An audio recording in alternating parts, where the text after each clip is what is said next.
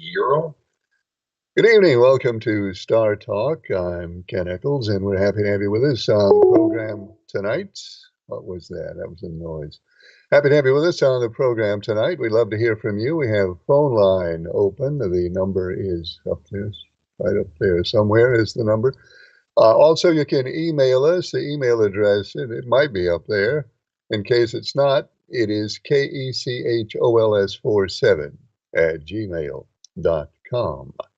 And we'd love to hear from you either way, by phone or by email on this edition of Star Talk.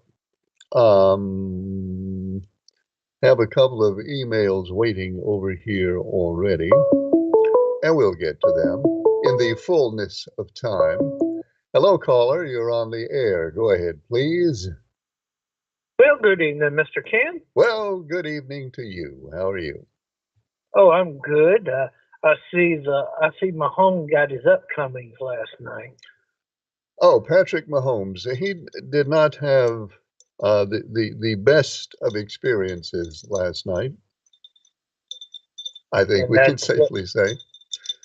It's kind of sad that did go that way. You don't sound sad. No, I'm not. I celebrated for 3 hours. All right. It took you 3 hours to properly celebrate. That's pretty impressive. Yeah, I wanted to fire off a howitzer and celebrate, but I forget I'm inside the city limits. Inside the city limits. I think Danville has an anti-howitzer ordinance. Oh, I believe they do. But if I felt like it, I probably would have did it and hit it. Did it and hit it. All right. Did you collect money on the game, or you don't gamble on things, do you? Oh yes, I gambled big time. I collected a lot of money off that boy off of Mahomes having a bad night. What, 7 figures, 8 figures? About 6 figures. 6 figures. Well, I guess that could be something. Yeah, that's kind of sad that he had a bad night and people kept jumping on him. But one thing I'm sure you did enjoy. Well, I mean, you enjoyed the game. Another thing I'm confident that you did enjoy, in fact, I thought about it last night, that you would be enjoying it so much, was you got to spend a lot of time last night listening to Tom Brady.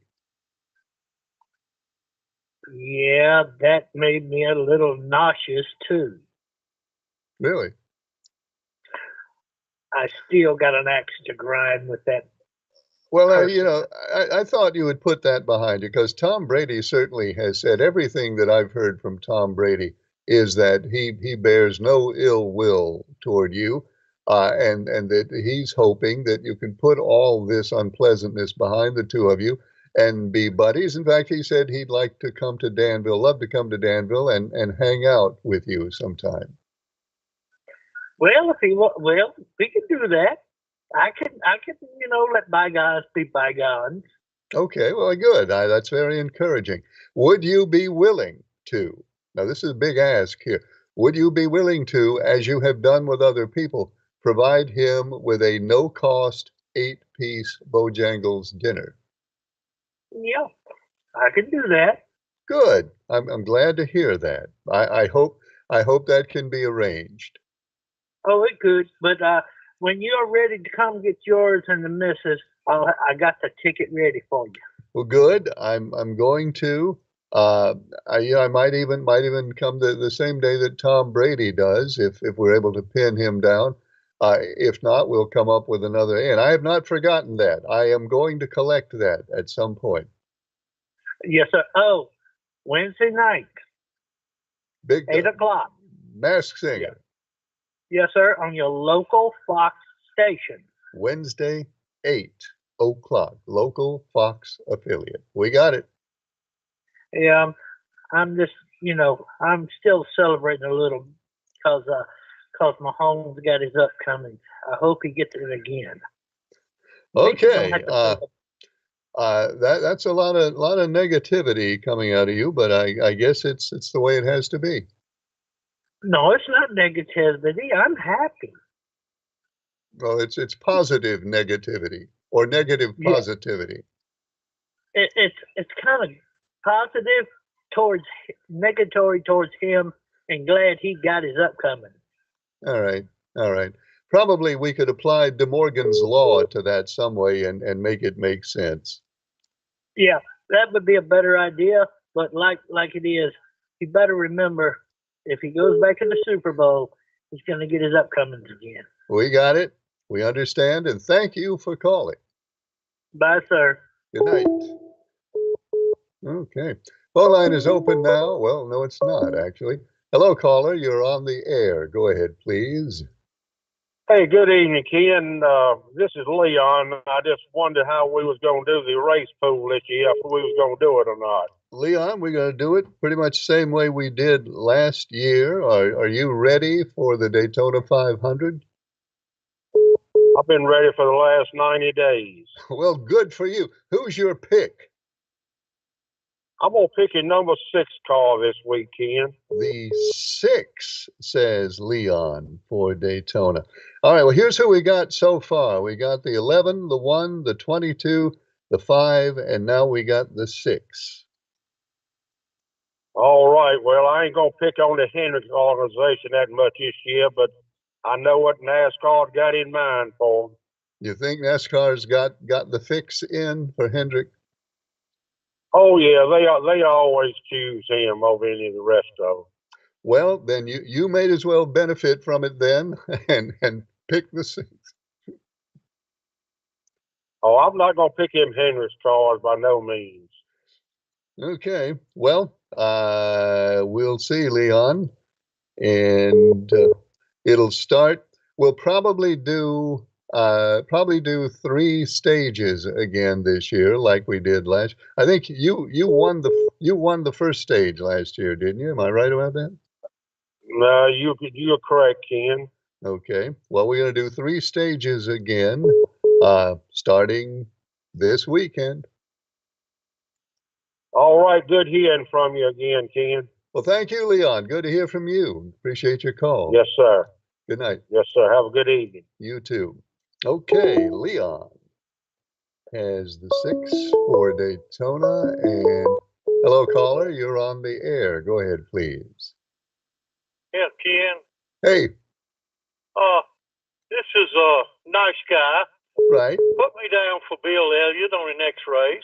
Well, Bill Elliott, I don't think he's going to be there. How about Chase Elliott? Okay, put me down for Chase Elliott. If we can't get Bill, we'll get Chase, says nice Okay. guy. Okay, Look, I nice guy. It's in the book. Appreciate it. Thanks for calling. Okay. Good night. Righty. Let's see. What was I going to do? Oh, I was going to read email. This one says, this one says, hello, Eccles. This is Pretty Man. You didn't read my email last week. You know, that's true. I never got around to reading Pretty Man's email last Wednesday. Hello, caller. You're on the air. Go ahead, please. Hello? Ken, Yes. Hello. good evening. Good evening. How are you? I'm doing well. How are you? I'm all right, thank you. I want to apologize for my language on Wednesday, Okay. but it was just a little more than I could handle at the time. Okay. And right now, I want to, I just want to say that I'm not upset with him. This is the 3rd time he's told something like this on me on live TV. And we proved it one time before when he said you'd had to hang up on me because I was so erratic and irrational. And you said you never hung up on me. But anyway, it's the 3rd time he's done it. And this time it's on Facebook and YouTube. And but that's worldwide. But I'm not going to worry about it. It's not going to bother me at all because, you know, the old phrase, sticks and stones, you know.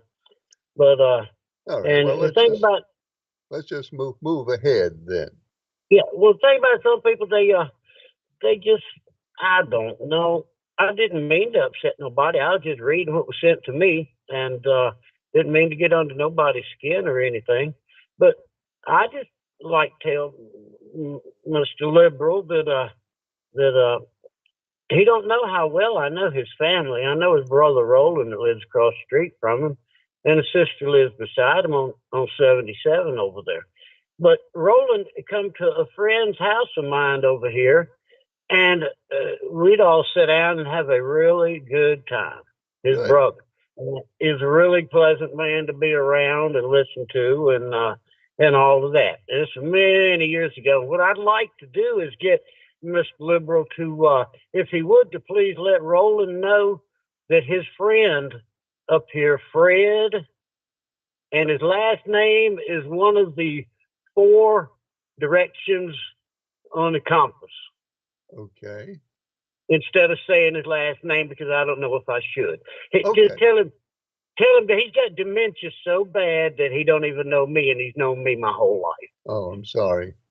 Yeah, so Roland cared about him a lot, and he cared about Roland a lot, and cars and stuff like that. And he lived in Draper here, so I just hope that Roland's doing fine, and his sister too. And I'm just through with that. But anyway, had a good day yesterday. Relating to the Super Bowl? Well, no, I got one of those decals on my rudders. Didn't I send you a picture? Oh, you sent me a picture of the decal. They look great. Well, I got one on, and I was going to wait till today to put the other one on. I woke up to rain and all that mess, and anyway, so it'll be another sunshiny day before I put it on. I can't put it on under 45 degrees because it's brittle. Well, it's going to be a couple of days before you can do that. Or ain't that the truth? Goodness gracious. Yeah, because it could get nasty tomorrow. I know it. That groundhog saw his shadow, didn't he? He did. 6 more weeks of winter is what he said.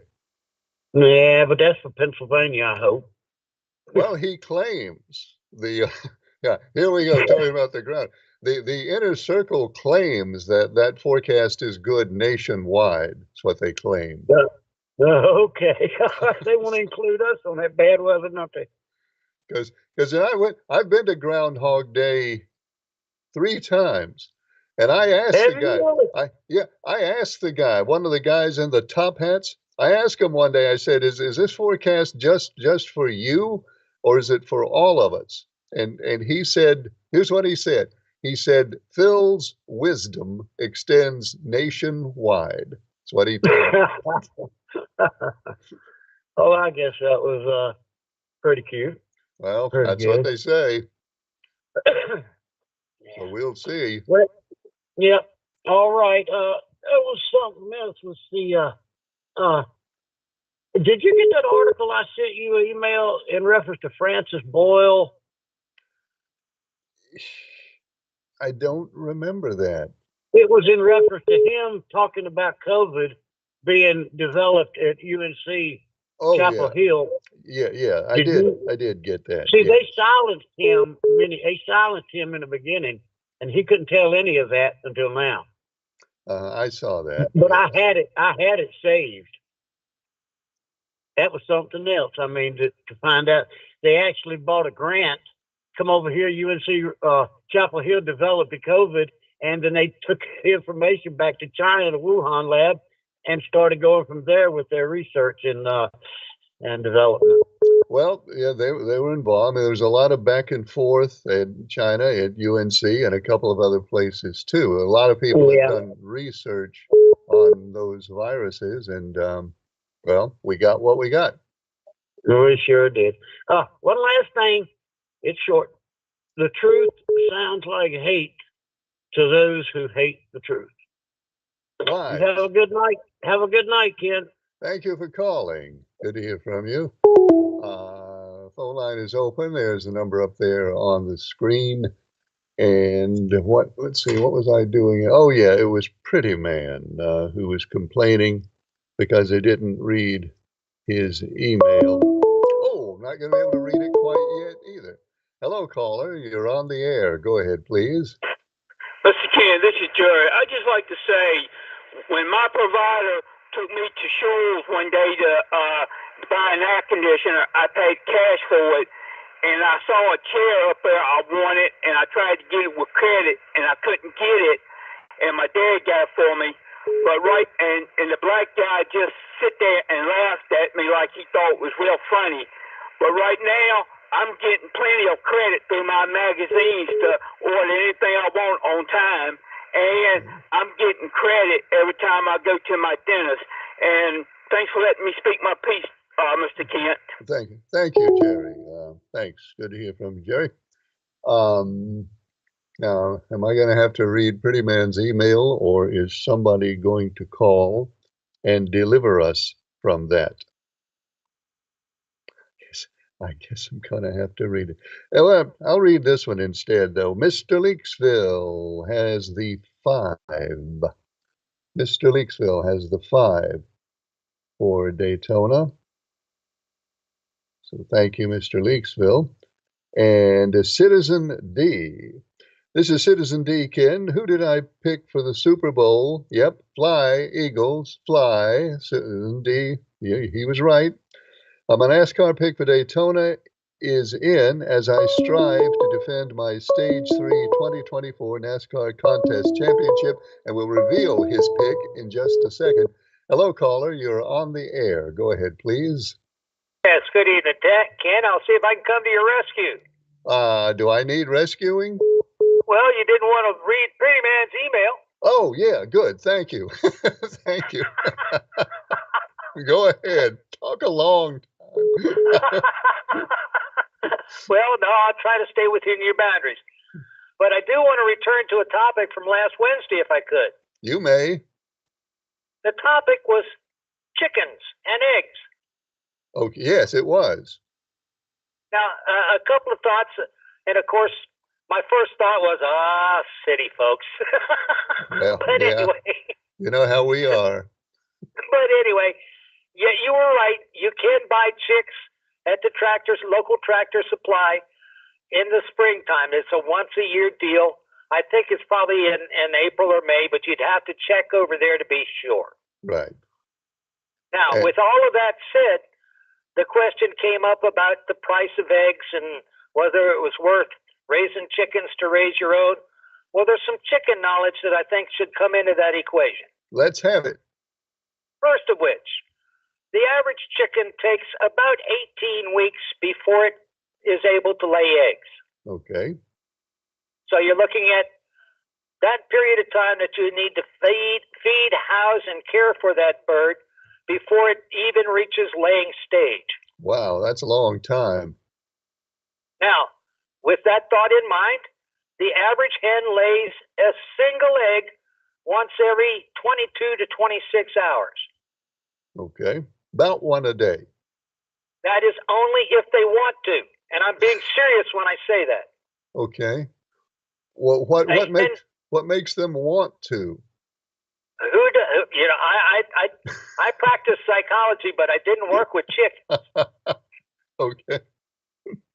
Yeah, but I do know from firsthand experience, frankly, that they will go through periods of time where they'll say, "I'm not going to lay an egg for a while." And who knows why, but they just simply don't.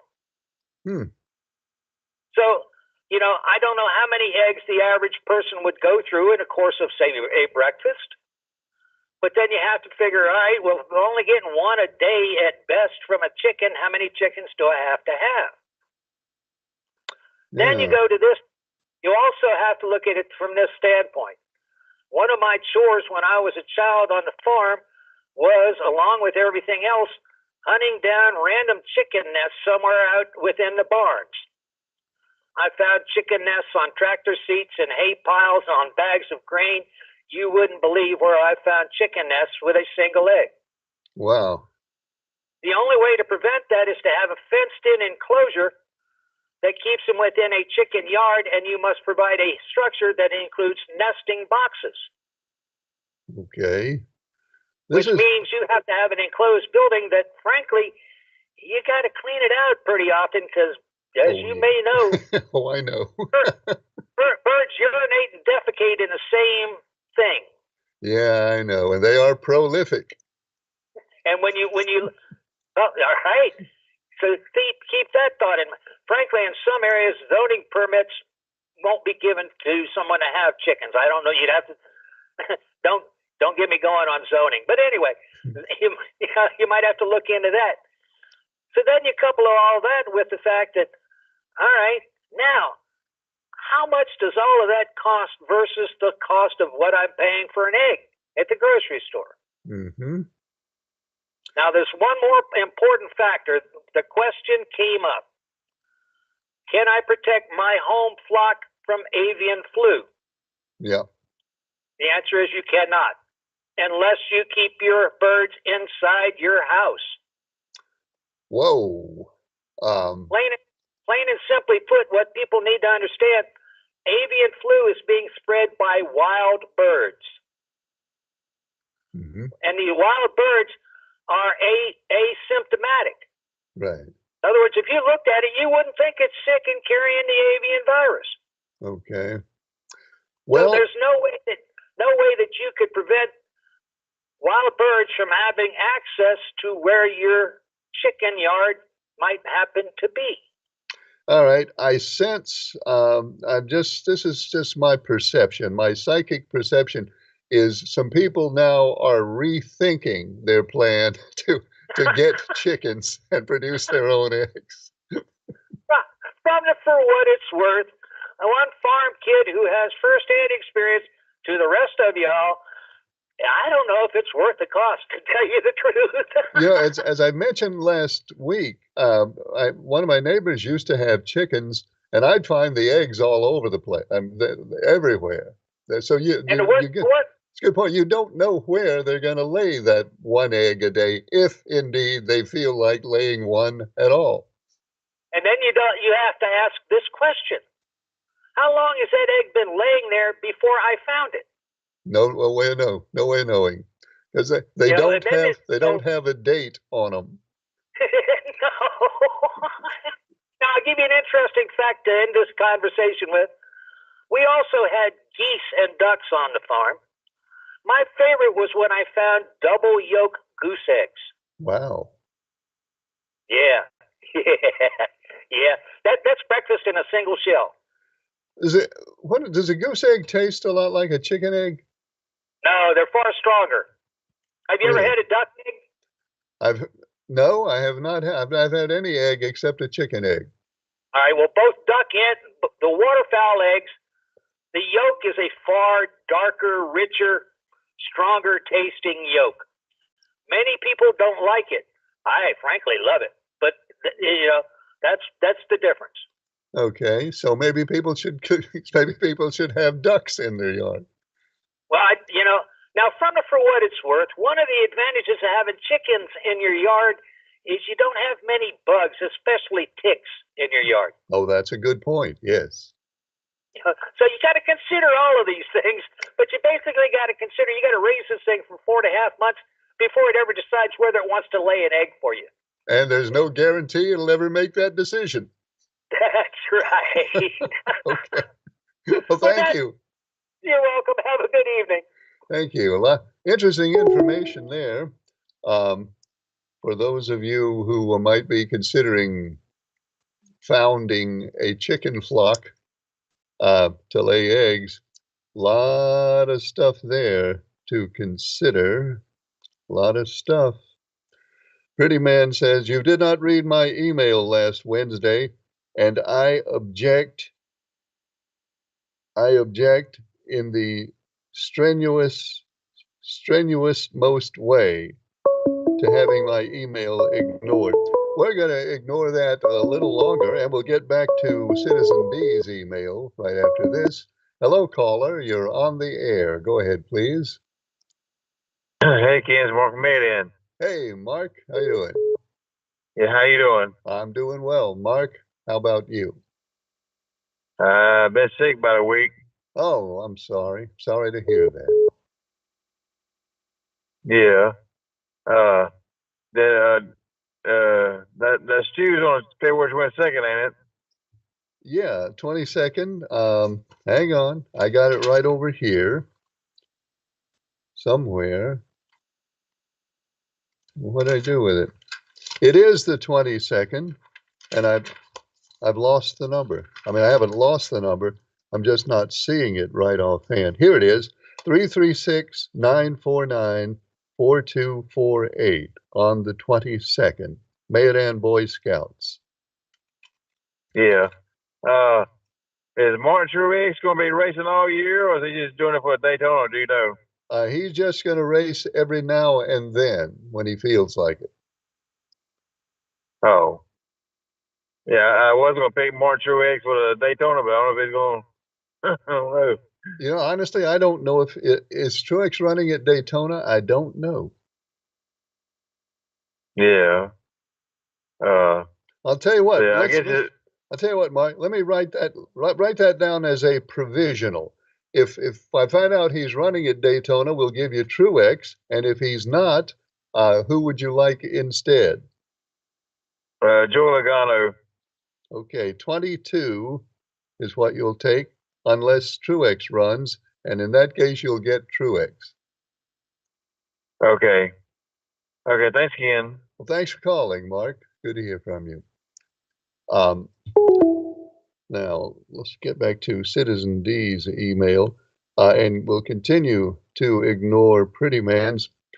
Citizen D says, I strive to defend my Stage 3 2024 NASCAR contest. My pick is Ryan Blaney for the 500. Citizen D takes Ryan Blaney for the 500. Please put that in the great book. It's in there. Glad to hear Briscoe's phone is working, but it is sad they didn't show up at his house that day, or at least call him and make sure his phone was working. Hello, caller. You're on the air. Go ahead, please. Yes, Ken, how you doing tonight? I'm doing well. How are you?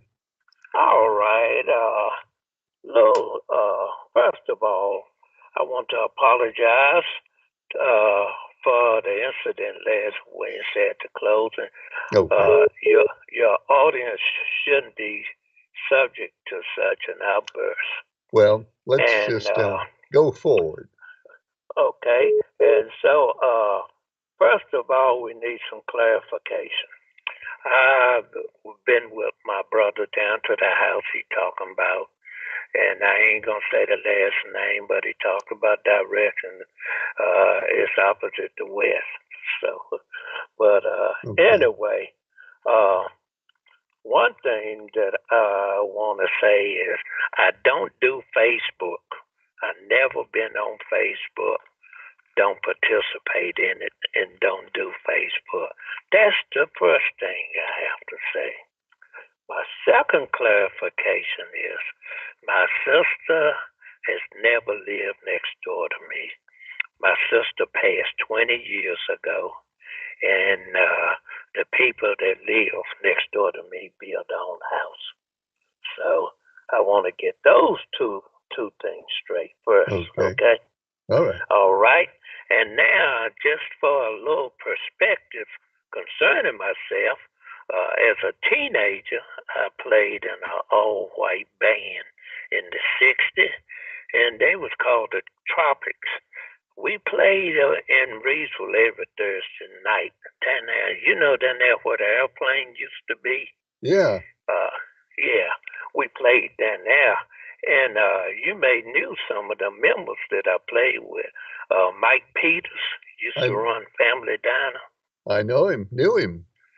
Okay, and Kenny Atkins. Didn't know him. And Ronnie Hooker. Didn't know Ronnie. And Kenny Statler. His daddy had a music store. Oh, I know them, yeah. Okay, so traveling with those guys in the 60s, I've heard and been called by every name you could think of. And so name calling don't bother me. And also, while I was at A&T, I participated in the Woolworth. And up there, we were called all kind of outrageous names, and just because we just wanted to eat. So name calling don't bother me. But what hurt me the most, Ken, about this last incident now, what hurt me the most is that by his on testimony, I made this man a lot of money winning street racing for that man.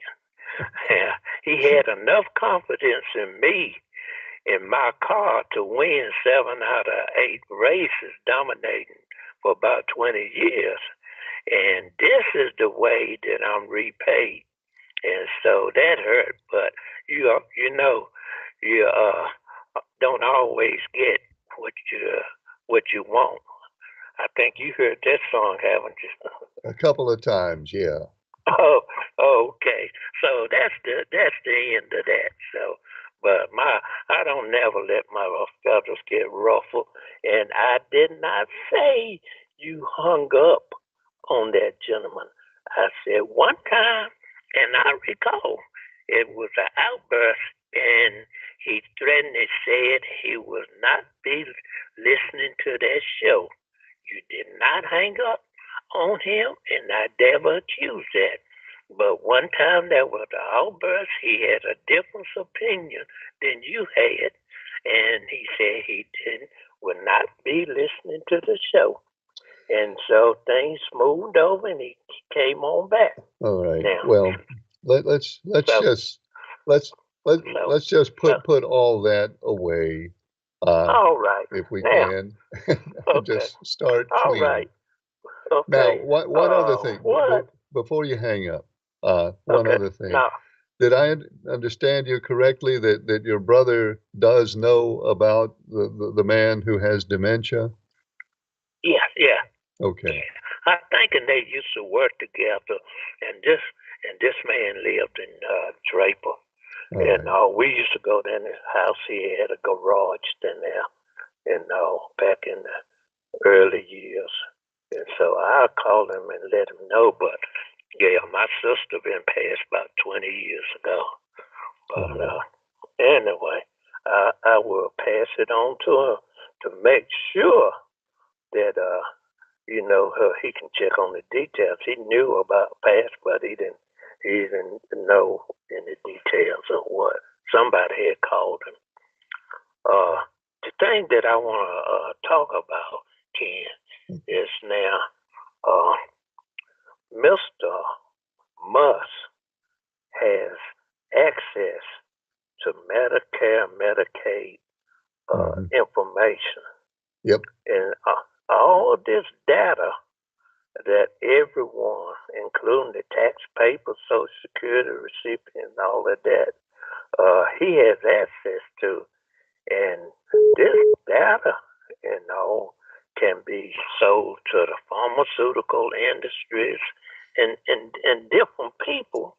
And I just don't think that that's the way the American system and the Constitution is supposed to work.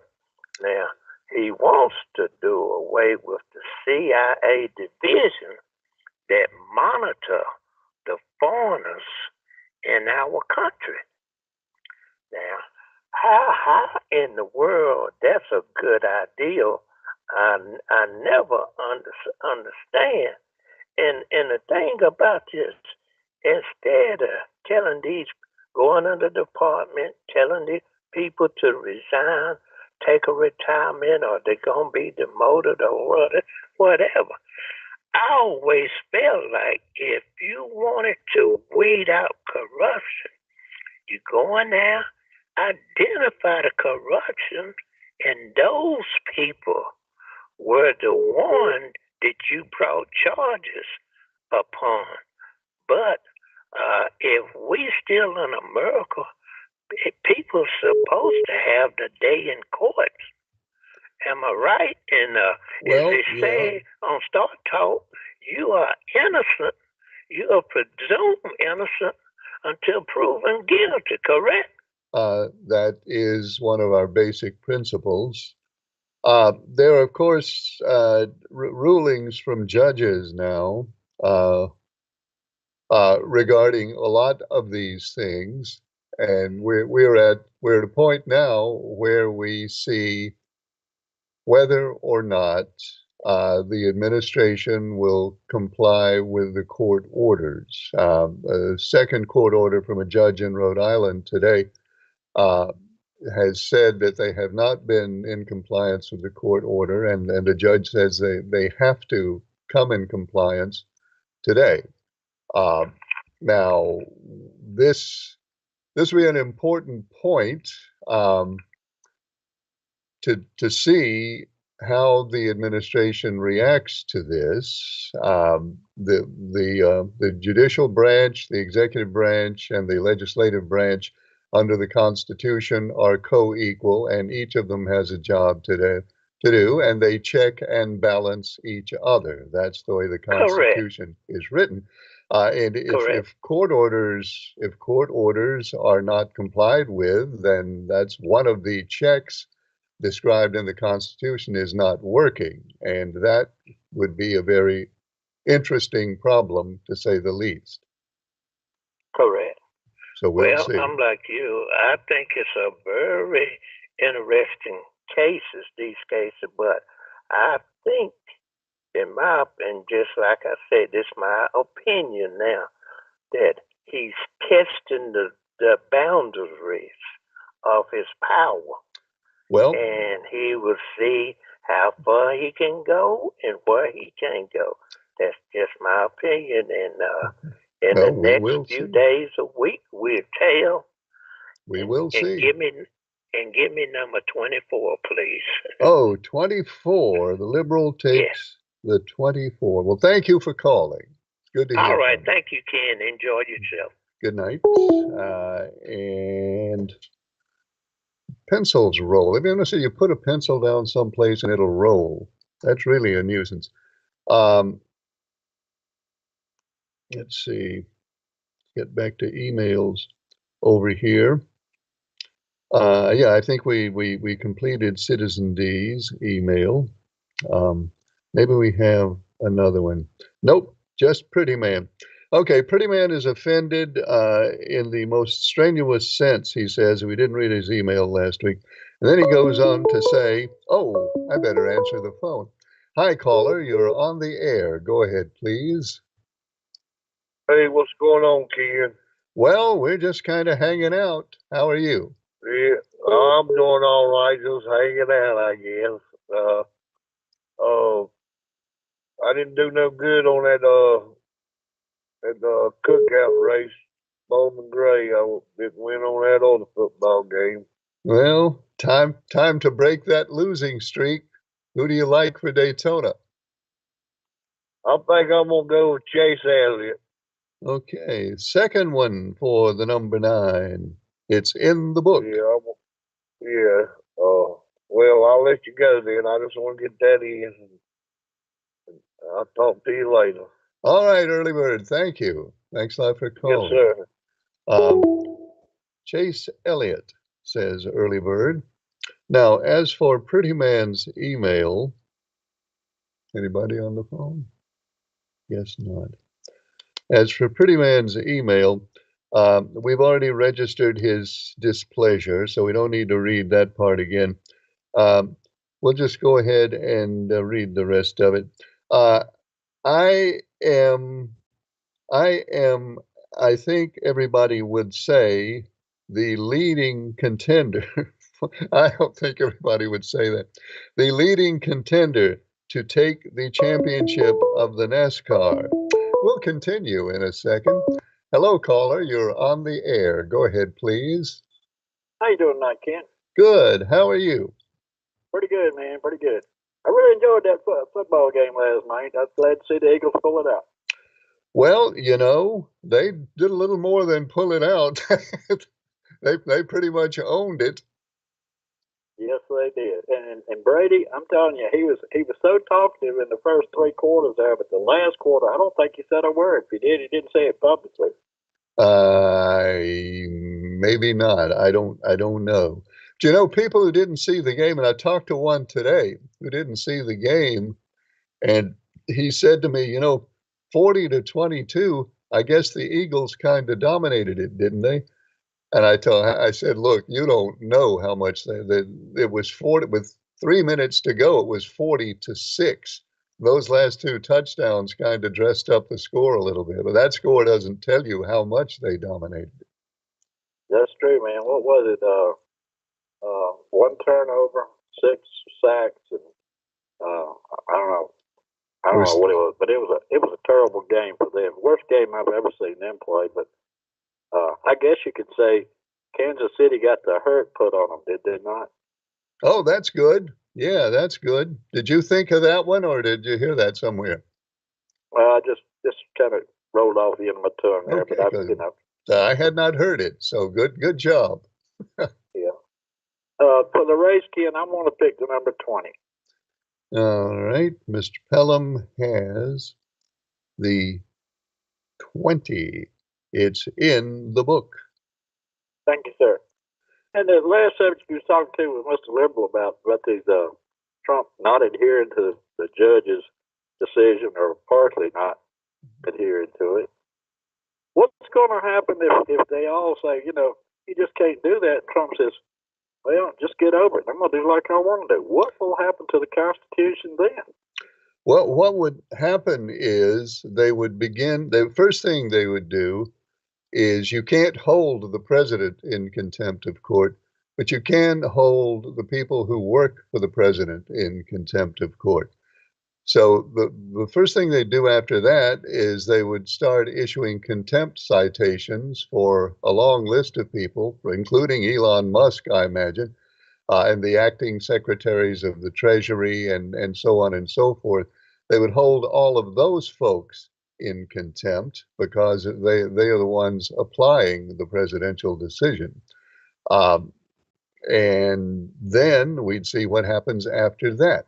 Where it gets tricky is all of these things would have to be enforced by the Department of Justice. These are federal crimes, federal court. So the Department of Justice would have to enforce these contempt citations. And the Department of Justice, of course, is run by Pam Bondi. And the question at that point would be, will Pam Bondi actually comply with a court order and enforce contempt citations? I don't know. Well, personally, Ken, I don't see that happening either, the way she's operated so far, Well, and then if that happens, I don't know that the judges have any further recourse. It would then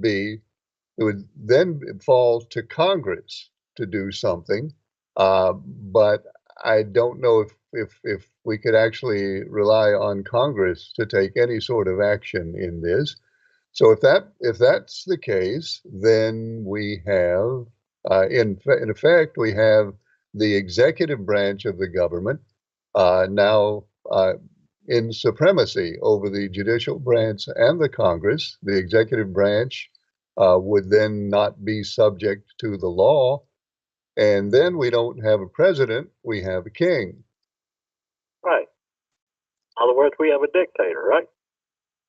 Well, we yeah, that would be, not every king behaves like a dictator. I don't know, but what we would have is an executive who is unchecked. The checks and balances that are in the Constitution would be essentially out of play, and the executive branch would have no check against it. Right. The Constitution would actually be null and void after that. Constitution right? would be, for all intents and purposes, defunct. Yeah. Well, I saw a thing on the news today, Ken. It said that Trump's approval rating, depending on who you're listening to, which channel, is up to 54 to 58%. Now, what I don't understand about that is this.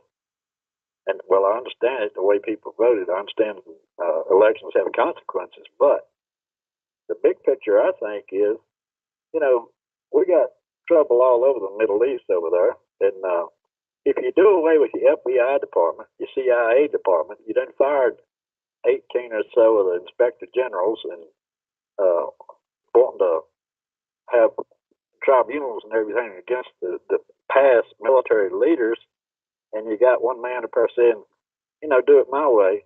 What happens if we are threatened from a foreign country, say like Afghanistan or Saudi Arabia or Turkey or whomever? What if they want to fly some more planes in this direction? Who's going to do the follow-ups on the info that we're supposed to be getting to start with? I mean, who's going to watch after us in that situation with no Well, CIA, no FBI? I don't know the answer to that. And I think we ought to take just a second here. Let's take a second to back up a little bit. All that whole sequence of events that we just talked about, uh, I'm not presuming that that's going to happen. Right now, it's an academic question. If this happened, and if this happened, and if this happened, what would be the result? And that would be the result. But that's not to say that it's going to happen, and I'm not predicting that it's going to happen. What I'm saying is we have some very interesting constitutional questions that are going to have to be answered over the next few weeks and months. Now, getting back to your point, if the CIA is gutted, then I don't guess anybody would be providing us with that sort of intelligence that you're talking about. It don't make sense. And Ken, I said earlier, and I've thought this for a long time until I rethought it. But we're talking about like people like Tom Tillis. He let Hegseth go. He voted yes on that. And I was thinking all along, well, the reason he voted because he was afraid of the primary that would be put against him in 2026. But if the big picture on that thing is, in my opinion, I don't think he's afraid of being primaried. I think he's afraid of Trump putting his name out there and saying this and that, whatever negative about him. And he knows his MAGA followers will do the same thing that they'll do to the FBI officers if their names are released. I don't think it's worried about their political history anymore. I think they're just concerned about their own safety and their family's safety in the long run. Well, I would hate to think that's the case, and I hope that that's not the case. Well, look at Mitt Romney. He paid $1 million for security for him and his family after he voted against Trump during one of the impeachments or whatever it was. But then he got out of Dodge. He just gave up on it. It's weird, man. Yeah. But again, we don't know what's going to happen. We certainly don't. We don't know, and we've been through. We've had constitutional crises before. We certainly had one with President Nixon, and that in the end was resolved. And let's hope. Let's don't just hope. Let's expect that this one will be resolved as well, and that we will go ahead and grow and prosper as a nation. Let's hope for that. I hope so too, Ken, but I have my doubts about Trump. Thanks so much for taking my call and enjoy your show, Ken. Well, thanks for calling.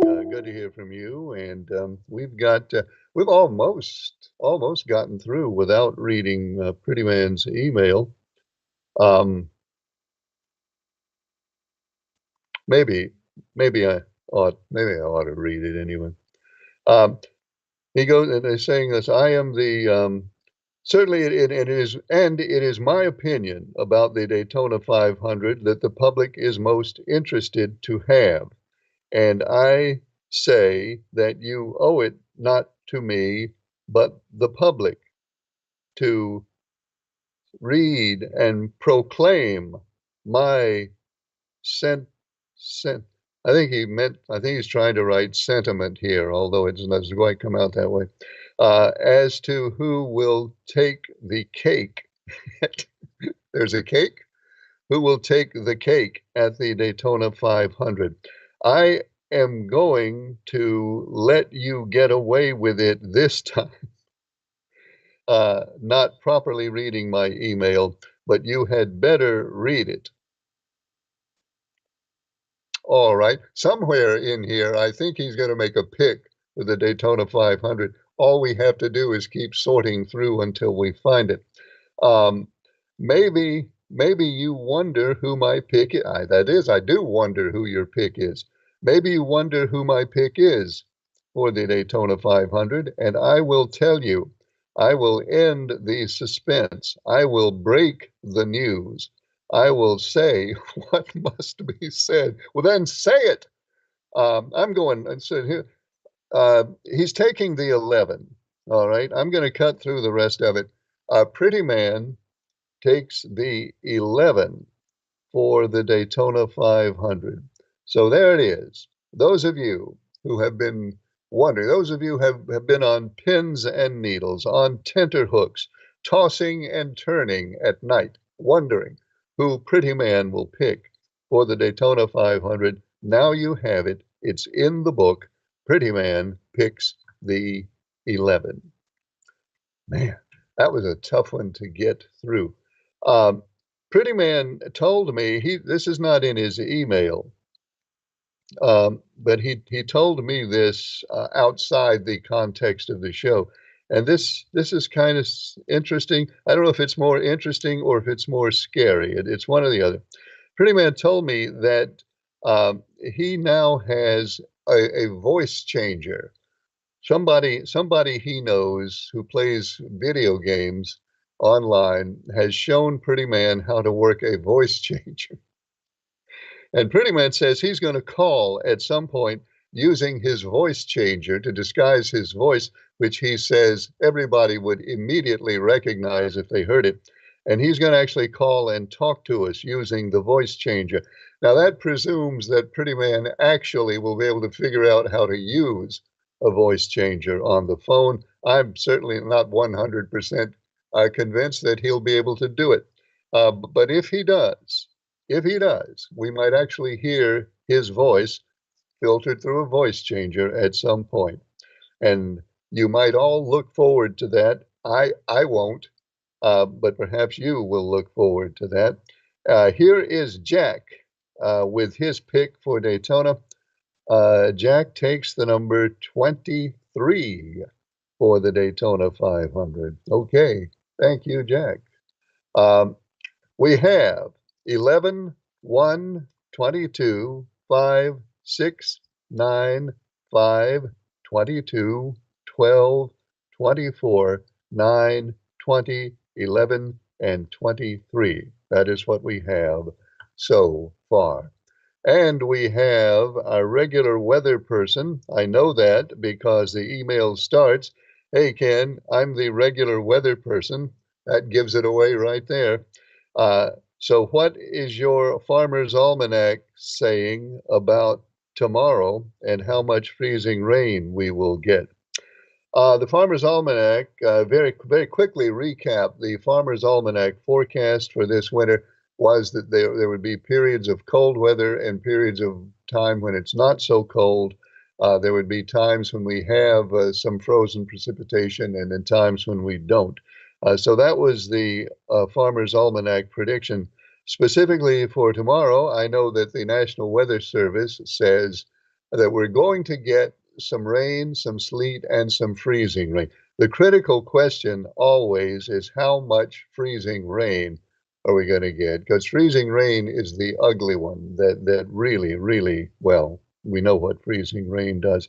According to the forecast that I read just a short time before I went on the air, we will have freezing rain, some tomorrow and some tomorrow night, but the Weather Service forecast says it probably will not be enough freezing rain to start pulling down power lines and things like that.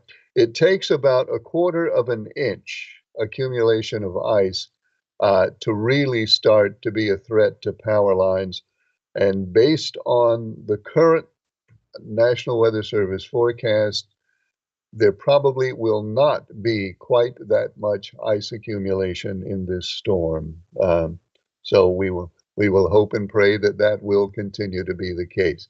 But there's going to be some sleet, freezing rain, and it could be kind of tricky outside walking and driving in some parts of the day. So be aware of that and be careful. And that is all the time we have for tonight. So we're on the air Mondays, Tuesdays, and Wednesdays. Hope you join us next time. Thanks for listening and watching. It's TV, it's not radio. Thanks for watching. I'm Ken Eccles.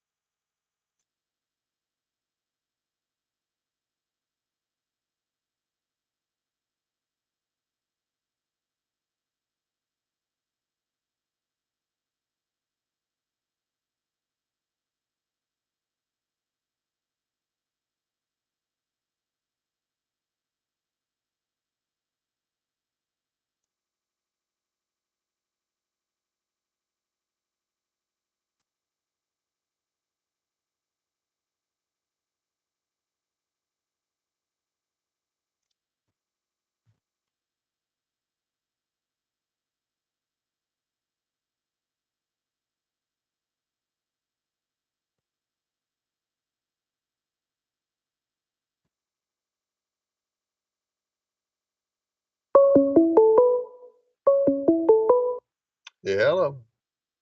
Alrighty. Okay, see you tomorrow. All right. Let me ask you a question. What?